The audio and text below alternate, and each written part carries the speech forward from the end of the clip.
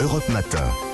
Dimitri Pavlenko. L'innovation sur Europe 1. Bonjour Anissa Mbida. Bonjour Dimitri, bonjour à tous. Alors en principe, plus les enceintes sont grosses, plus le son est bon. Mais vous avez trouvé des haut-parleurs qui sont censés donner un son de qualité alors qu'elles ne sont pas plus épaisses qu'une feuille de papier. Oui, et c'est assez surprenant, ça ressemble à une feuille de plastique de moins d'1 millimètre d'épaisseur, donc elle est souple, on peut la tordre dans tous les sens, enrouler un objet avec, la coller contre un mur, et pourtant elle produira un son exactement comme n'importe quelle enceinte. Donc on va pouvoir, faire du papier peint haut-parleur, des rideaux ou même des emballages haut-parleurs.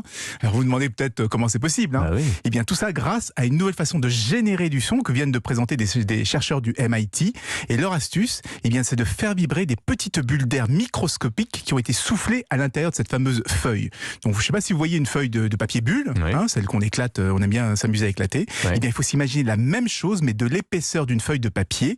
Et ce sont ces micro-bulles qui sont à l'intérieur qui vont vibrer, déplacer l'air et finir par créer du son. Alors comment ça sonne? Est-ce que le son est bon? Alors d'un point de vue purement acoustique, oui, il n'y a pas de problème de distorsion. Le seul problème, c'est que le volume reste quand même assez faible. Avec un haut-parleur de la taille d'une carte postale, on a à peu près le même volume sonore qu'un téléphone portable. Donc Oui. l'enregistrement, ça sera assez faible. Il faudra vraiment avoir des choses beaucoup plus importantes. Des très très grandes surfaces. Oui. Donc, ouais.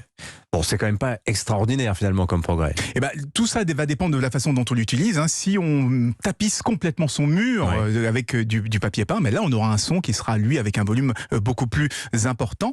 Et l'autre intérêt, c'est de pouvoir utiliser ce papier peint comme haut-parleur pour transformer sa salle, sa pièce, en un système d'insonorisation active. Ah. Ça veut dire qu'on va utiliser les murs et les transformer en une sorte de casque anti-bruit géant qui va nous protéger des nuances sonores. Avec C'est-à-dire qu'on va récupérer le bruit de l'extérieur et on va envoyer un contre-son et insonoriser totalement Formidable. la pièce. Et ça, j'avoue que ça me donne envie d'essayer ces haut-parleurs papier peint tout fin comme du papier là. Allez, un objet en moins encore dans la pièce. Merci beaucoup Anissa Mbida.